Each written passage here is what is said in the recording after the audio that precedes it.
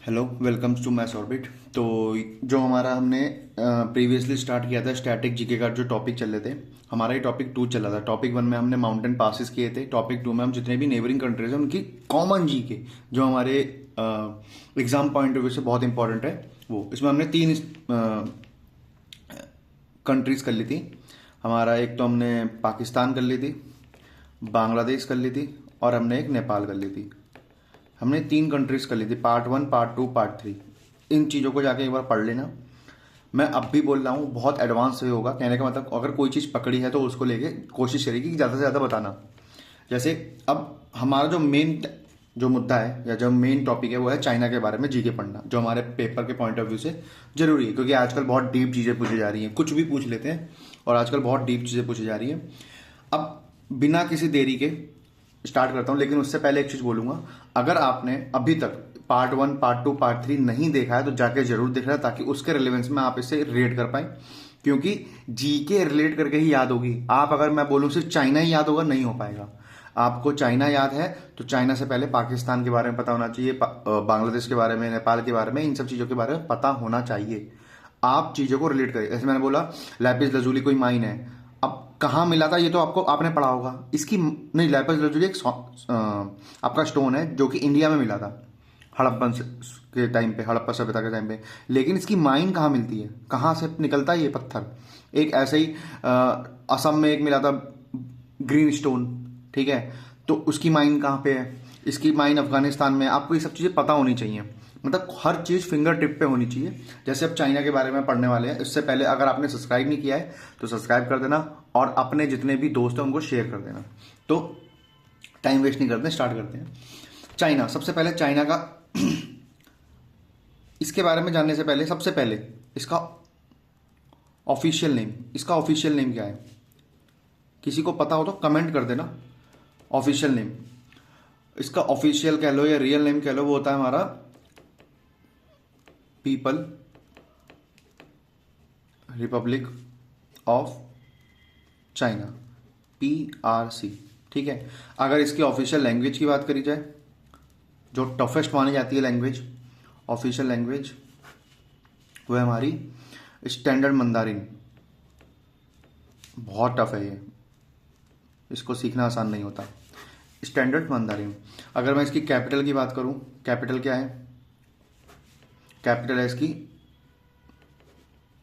Beijing. अच्छा, capital की बात हुई, लेकिन लार्जेस्ट सिटी क्या है? जैसे इंडिया की लार्जेस्ट सिटी क्या है, वैसे ही आप कमेंट करना इंडिया की लार्जेस्ट सिटी कौन सी है। तो लार्जेस्ट सिटी वो है इसकी शंघाई, ठीक है, और पॉपुलेशन वाइज भी सबसे बड़ी है ये, ठीक है। अच्छा, अगर मैं इसके एरिया की बात करूं, देखो एरिया आपको पता होना चाहिए और पॉपुलेशन भी लगभग पता होनी चाहिए, क्योंकि पॉपुलेशन में अभी सेकंड नंबर पे है। 2025 की बात कर रहा हूं जब मैं ये वीडियो रिकॉर्ड कर रहा हूं। तो एरिया इसका लगभग 96 लाख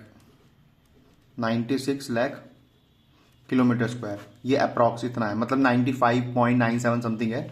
तो 96 लाख ये आपका अप्रॉक्स इतना ही किलोमीटर स्क्वायर है। और ये 4th नंबर में आता है, 4th इन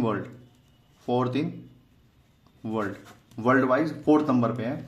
पॉपुलेशन में सेकंड नंबर पे आता है, सेकंड इन वर्ल्ड। और कितनी है? लगभग 1.41 बिलियन, इतनी पॉपुलेशन है। फर्स्ट नंबर पे इंडिया है। अगर मैं पॉपुलेशन वाइज बात करूं तो सेकंड नंबर पे वर्ल्ड आता है। थर्ड नंबर पे कौन है ये आप बताना, USA। फोर्थ नंबर पे कौन है? ये आपका इंडोनेशिया। फिफ्थ नंबर पे आप कमेंट करोगे कौन है, ठीक है, ये आप कमेंट करके बताना। देखो, मैं अगर कोई सवाल पूछता हूं उसका कमेंट जरूर करना। आप जब जाके सर्च करोगे ना तो आपको चीजें ज्यादा याद रहेंगी। बताने को मैं बता दूंगा यहाँ पे कौन सा कंट्री है, लेकिन आप जाके सर्च करना। इंडोनेशिया की राजधानी कैपिटल क्या है? और इसकी तो पता है आपको, बहुत इजी है, वॉशिंगटन DC। अब ये WSDC आपको नहीं समझ आएगा अगर आप ऐसी नोट्स देखोगे, तो आपको वीडियो देखनी पड़ेगी ताकि आपको समझ में आए। वॉशिंगटन DC लिखा है मैंने ये, ओके। अब अच्छा, एक छोटी सी चीज है, अगर मैं इसके आज़ादी की बात करूं या नेशनल डे की बात करूं, ये आज़ाद क्या कभी गुलाम बना ही नहीं पाया जल्दी में तो इसके अगर मैं नेशनल डे की बात करूं कि ये कब बना, चाइना ऑफिशियली चाइना कब बना, तो नेशनल डे इसका है 1 अक्टूबर को। कब, क्यों? क्योंकि 1949 में इसकी ऑफिशियली कहते हैं कंट्री बनी थी, ठीक है। 1949 में ये पीआरसी की स्टैब्लिश हुई थी, पीआरसी दैट इज पीआरसी, ठीक है। पीआरसी स्टैब्लिश हुआ था 1949 में, इसलिए इसे नेशनल डे बनाया गया।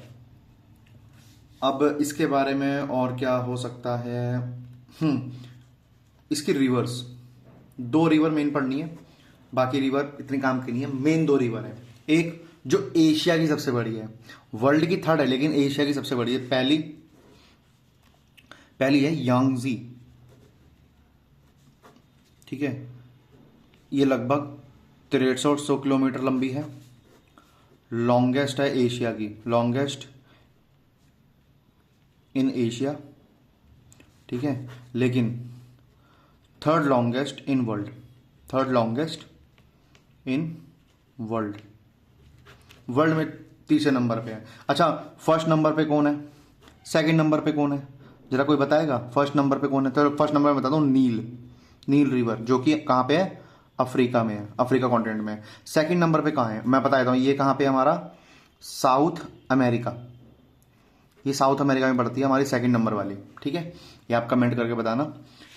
अच्छा, ये 6300 किलोमीटर लंबी है, और इसके बारे में ये है कहाँ से निकलती है, ओरिजिन है इसका तिब्बत प्लेटू, तिब्बत बहुत बड़ी रिवर है, मतलब एशिया के हिसाब से अगर देखोगे बहुत बड़ी रिवर है। आप जब इसको मैप पे देखोगे ना, आप स्क्रॉल करते रह जाओगे मैप पे, इतनी बड़ी है। अच्छा, इसका एक और नाम है, इसका नाम है शांग,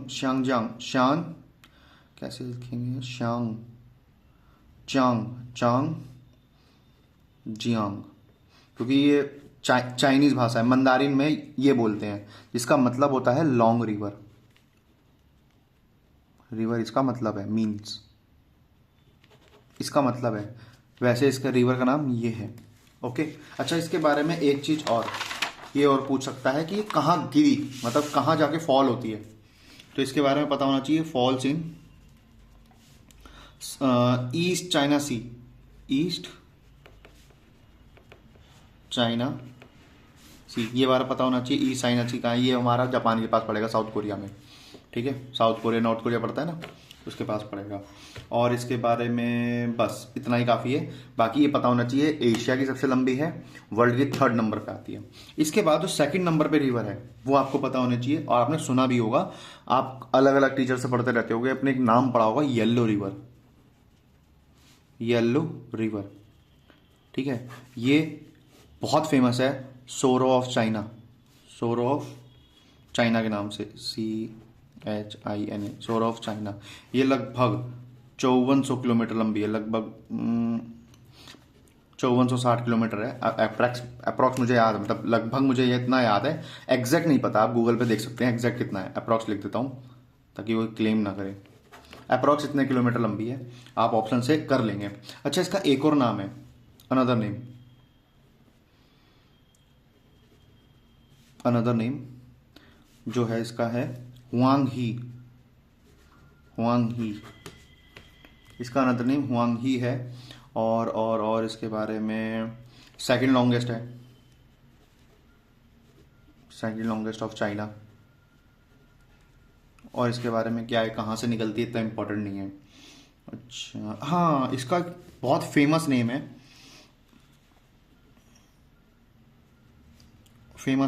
ये ध्यान रखना, ये पूछा भी हुआ है पुराने पेपरों में। क्रेडल मतलब एशिया की कौन सी नदी cradle of Chinese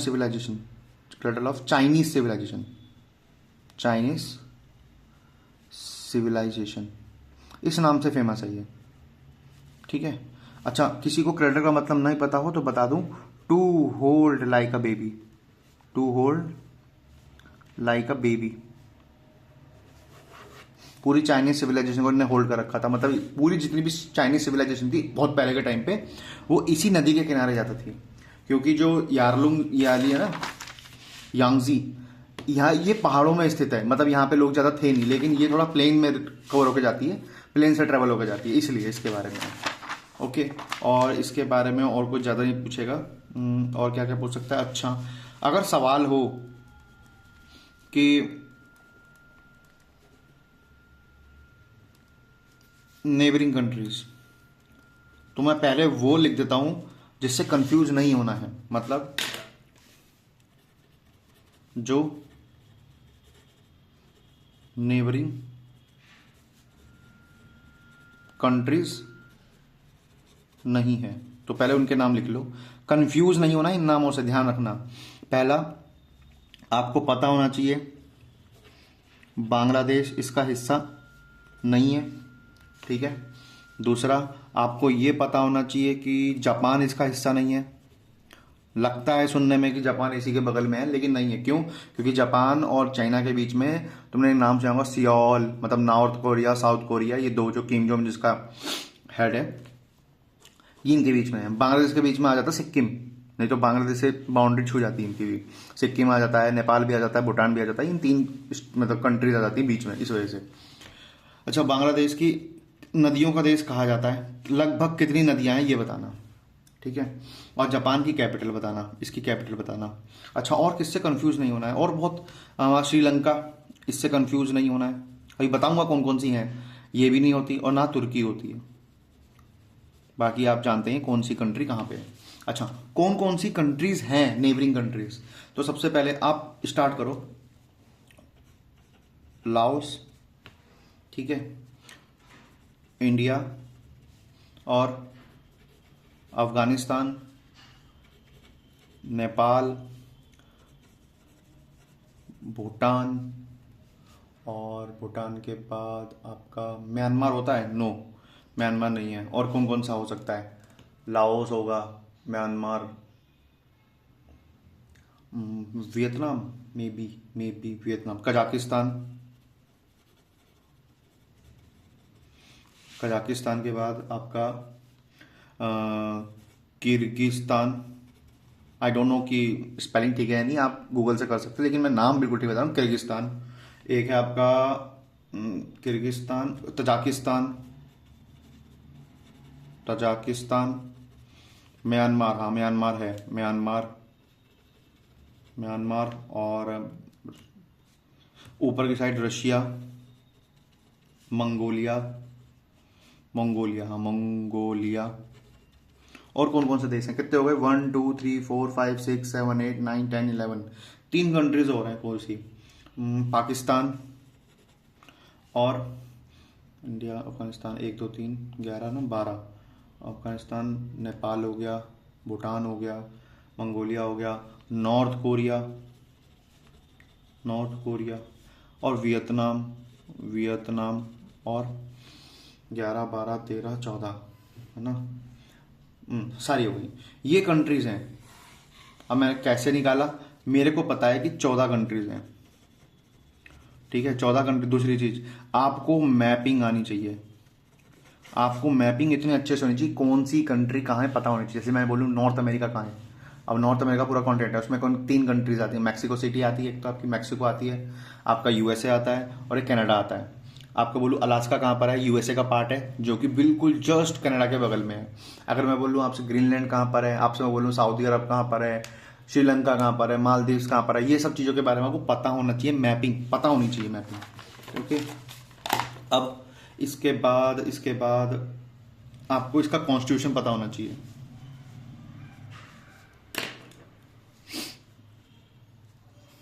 constitution come in force, मतलब कब लागू हुआ? तो ये लागू हुआ 1982 में। इसका कॉन्स्टिट्यूशन 1982 में लागू हुआ। यहाँ पे एक पार्टी है जो रूलिंग पार्टी, जिसे आपने सुना होगा सीपीसी। सीपीसी मतलब कम्युनिस्ट पार्टी ऑफ चाइना, या चाइनीज में भी शायद ये नाम है इसका। और ये एक तरह से यही चलती आ रही है, कोई हार नहीं रहा, कोई जीत नहीं रहा, यही चलती आ रही है। और इसके बारे में, और boundary with India, boundary with India, ध्यान रखना इसका नाम LAC है और ये बहुत इंपॉर्टेंट है। अब ये LAC कब बनी, तो ध्यान रखना ये 1962 में बनी थी, 1962 से बनी थी। और क्यों? क्योंकि एक सीनो इंडियन वॉर हुआ था 1962 में, तब से। ठीक है।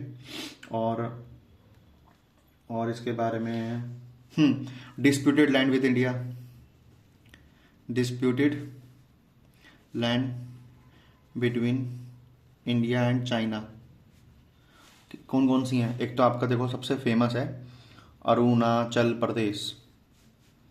ठीक है, अरुणाचल प्रदेश। और अभी ये सिक्किम में भी करा था, लेकिन इतना वो सिक्किम जाने जाता, लद्दाख रीजन हो गया।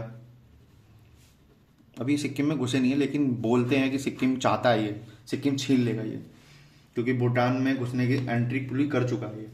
अच्छा, और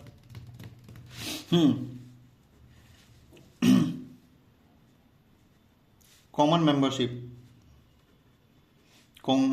मेंबरशिप्स इन ऑर्गेनाइजेशंस, ये इंपॉर्टेंट है, ये आपको पता होने चाहिए और इनके बारे में मैं थोड़ा बताऊंगा भी। देखो, सबसे पहले नंबर पे जो कॉमन मेंबरशिप आती है वो है आपकी ब्रिक्स। ठीक है, इसके बारे में पता होना चाहिए आपको। पहली चीज, ये 2009 में बना था, 2009 में बना। ठीक है, 2009 में बना एज ब्रिक। ठीक है, इसके बारे में पता होना चाहिए। 2011 में साउथ अफ्रीका ऐड हुआ। ठीक है, 2011 में साउथ अफ्रीका ऐड हुआ। फिर प्रेजेंट मेंबर कितने हैं? तो प्रेजेंट मेंबर इसके लगभग अराउंड 14 है, नहीं 14 नहीं है, 10 है। हाँ 10 है, 10 मेंबर्स हैं, जिसमें देखो इनका नाम है, इनका अपने अपने नाम है। जैसे सबसे पहले मेंबर जो 2009 में बने थे वो 4 थे, Brazil, Russia, India, China. South Africa and हुआ तो एक्स बन गया साउथ अफ्रीका। लेकिन अगर मैं बोलूं सबसे पहले जो टॉप 5 थे वो था Brazil, Russia, India, China and south Africa. ठीक है, फिर कुछ कंट्रीज मिली, मतलब कुछ कंट्री आपस में मिली। फिर कुछ कंट्री आई, जैसे ईरान आया, ईरान इसमें ऐड हुआ। और कौन कौन सी कंट्री हुई इसमें? Ethiopia, Egypt, Indonesia, Iran, Ethiopia, Egypt, Indonesia and UAE. अब इनके बारे में इंपॉर्टेंट ये है, आपसे ये पूछ लेता है कि कौन कब जुड़ा। तो ध्यान रखना ये 2025 में ऐड हुआ। ठीक है, ये तीनों 1 2 3 और ये 2024 में ऐड हुआ था और ये भी 2024 में ऐड हुआ था। मतलब 2024 तक सिर्फ 9 मेंबर थे, 2025 में इंडोनेशिया भी ऐड हो गया है। टॉप 4 कंट्रीज में आता है पॉपुलेशन वाइज में। यूएई की राजधानी आपको पता होनी चाहिए, ईरान की राजधानी पता होनी चाहिए तेहरान, इथोपिया की पता होनी चाहिए, इजिप्ट की पता होनी चाहिए। मतलब कंट्रीज कोई भी हो आपको उसकी राजधानी पता होना चाहिए। ब्राजील की पता होनी चाहिए, रशिया की मॉस्को होती है। आप जो टिकटॉक मतलब जो पुराने हैं उनको पता होगा, टिकटॉक के बहुत फेमस है, टिकटॉक की वजह से मॉस्को। इंडिया पता होना चाहिए, चाइना की अभी पढ़ ही रहे हैं, और साउथ अफ्रीका की 3 है। तीनों की तीनों आपको कहते हैं ना ऑन फिंगर टिप्स होनी चाहिए राजधानियां, क्योंकि कभी भी कुछ भी पूछ लेते हैं, वनडे एग्जाम में तो खासकर। अच्छा, ये बना किस लिए था? ये जो ब्रिक्स बना था किसी रीजन से तो बना होगा। ठीक है, तो ध्यान रखना जो ब्रिक्स था ना, इन 5 देशों ने मिलकर बनाया था। कौन कौन से? ब्राजील, रशिया, इंडिया, चाइना और साउथ अफ्रीका। इन्होंने मिलकर बनाया था ताकि ये फाइनेंशियल प्लस टेररिज्म काउंटर कर सके, to counter crisis of financial and terrorism, इन सब चीजों को। अच्छा, इन्होंने एक बैंक भी खोला, एस्टैब्लिश्ड बैंक। इसका नाम रखा गया NDB। इसका नाम रखा गया NDB। इसकी फुल फॉर्म क्या है? न्यू डेवलपमेंट बैंक, इसका नाम रखा गया। ठीक है, और इसके बारे में नॉलेज आपको पता होनी चाहिए।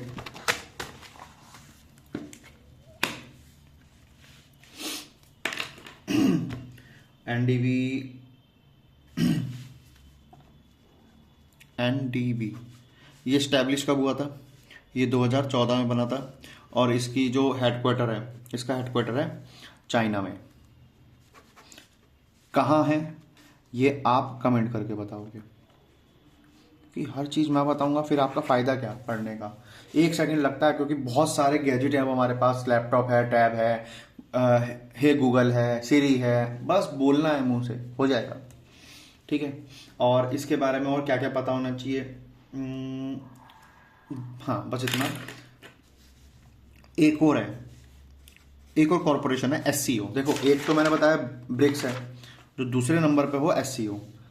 इसकी फुल फॉर्म क्या है? इसकी फुल फॉर्म है शंघाई कॉरपोरेशन ऑर्गेनाइजेशन।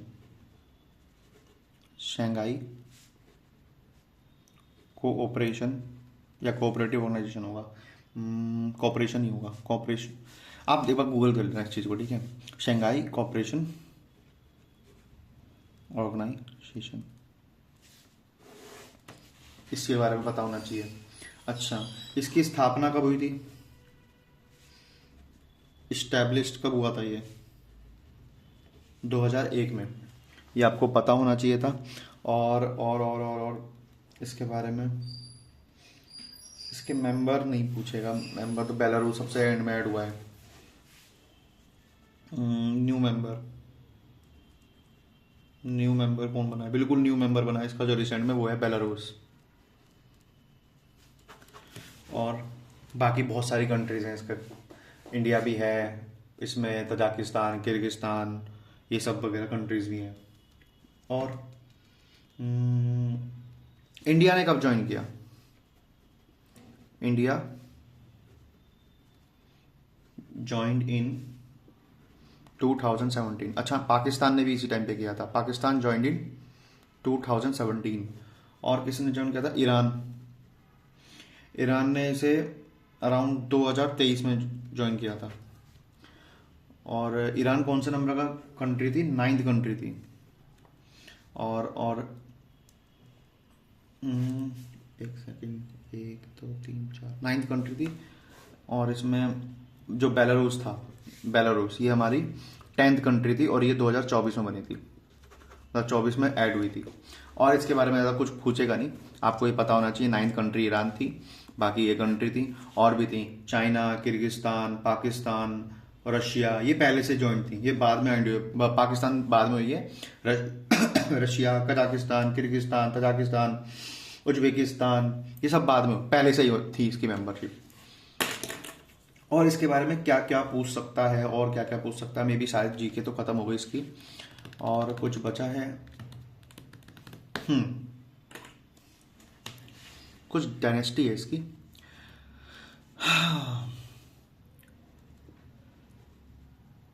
एम्परर, ये देख लेना, ऐसा तो कभी पूछा नहीं। पहला एम्परर कौन था और लास्ट एम्परर कौन था? एम्परर जानते हो क्या होता है? शासक। तो पहला एम्परर था इसका किन शी हुआंग। ये एक डायनेस्टी थी, किन डायनेस्टी। ठीक है, इसको श्रेय जाता है उस ग्रेट वॉल ऑफ चाइना का, क्योंकि मैंने इसी से आया। ग्रेट वॉल ऑफ चाइना किसने बनाया, मेरे को इससे याद हुआ था। ऐसा नहीं कि मैंने प्रॉपर एक बार याद ही किया बैठ के कि ये कोई डायनेस्टी थी, ऐसी कोई चीज़ें पढ़ता नहीं है। Build great wall of China. Last emperor कौन था ये आप कमेंट करके बताओगे। मैं इसके टाइमलाइन बता देता हूँ। ये अराउंड 1912 के टाइम पे इसका ख़त्म हो गया था। 1912, हाँ 1912 में एंड हो गई थी डायनेस्टी। लास्ट एम्परर था 1912 में, ठीक है। और कुछ हाँ, जो मोस्ट इम्पॉर्टेंट चीज़ है वो ये है कि यहाँ पे प्रोडक्शन, टॉप इन प्रोडक्शन कौन कौन सी चीज में टॉप पे है। देखो, टी में टॉप पे है, कॉटन में टॉप पे है, और क्या क्या हुई, टी हो गया, कॉटन हो गया, राइस हो गया, वीट हो गया, एप्पल हो गया, और बियर, और tea, cotton, rice, wheat, apple, pear, और मेन तो यही है, ज्यादा तो ये होता है। लेकिन राइस के बारे में जान लो, India at second,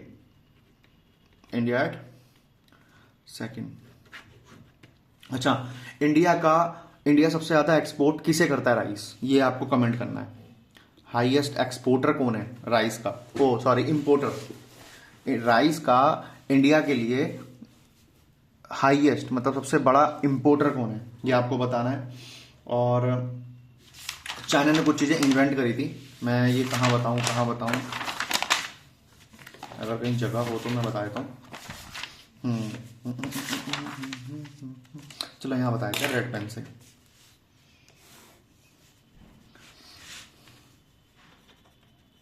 China known for some invention, जैसे कुछ इन्वेंशन हुई है चाइना में, जैसे हमारा एक तो पेपर का इन्वेंशन चाइना के लिए जाता है। आपका पेपर प्रिंट कैसे होगा, ये भी चाइना को जाता है। और आपका गन पाउडर, ये बहुत इंपॉर्टेंट चीज है। और लास्ट बट नॉट लीस्ट आपका है मैग्नेटिक कंपास। बाकी और भी चीजें हैं जो चाइना ने करी, लेकिन ये मेन चीज है जो बहुत पुरानी, बहुत पहले हो चुकी थी। समझ में आया, ये मेन चीज है। तो चाइना की जीके 2 पेज में खत्म हो गई, मतलब 4 शीट में खत्म हो गई। कभी अगर चाइना की तरफ से, मतलब चाइना की हिस्ट्री से, नेम से कोई क्वेश्चन आएगा तो नहीं छूटने वाला, क्योंकि जितना हमारा एसएससी रेलवे में आ सकता है ना, वो सब मैंने बता दिया। और ध्यान रखना, ये कंफ्यूज मत हुआ करो कि जीके सर एसएससी की कराओ। ये एसएससी के लिए भी ठीक है, DSSB के लिए भी ठीक है, RRB के लिए भी ठीक है, सबके लिए ठीक है, ऑल वनडे एग्जाम के लिए ठीक है। मैं ये नहीं कहूंगा मैं यूपीएससी में पढ़ के चले जाऊं, नहीं, यूपीएससी में बहुत डीप पूछ लेता है, हो सकता है और भी डीप पढ़ना पड़ जाए, लेकिन सिर्फ अभी वनडे एग्जाम्स के लिए ये काफी है, इनफ है। मैं जो सीरीज लेके चल रहा हूँ, आपने तीनों देख ली ना, आपको बहुत नॉलेज जाएगी इन कंट्रीज के बारे में। और पामीर का पठार पाया जाता है, ये सब चीजें तो आपको बेसिक पता ही होगा। तो अगर अब भी बोल रहा हूं, तीनों पार्ट 1, पार्ट 2, पार्ट 3, तीनों पार्ट देखना जरूर। ये भी देख लेना, ऐसे हालांकि कोई लिंक नहीं है इतना खास, हाँ थोड़ी बहुत चीजें लिंक है, ताकि आपको पता हो पाकिस्तान कहां पर है, कैसे लिंक करता है, कैसे बाउंड्री शेयर कर रहा है पाकिस्तान चाइना से। अच्छा, एक क्वेश्चन है, क्वेश्चन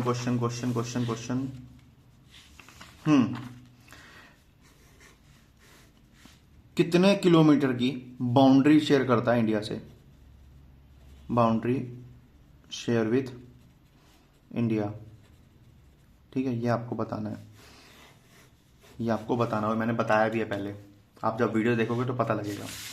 तो अगर कोई नोट्स बना रहा है तो साथ में नोट्स बना सकता है, नहीं तो मैं इसकी PDF अपने टेलीग्राम चैनल पे डाल दूंगा, आप वहां से इसका प्रिंट आउट ले सकते हैं मेरे पूरे नोट्स का। मैं आपको एज इट इज पूरा का पूरा प्रिंट मतलब PDF बना के भेज दूंगा, कोई जरूरत नहीं है।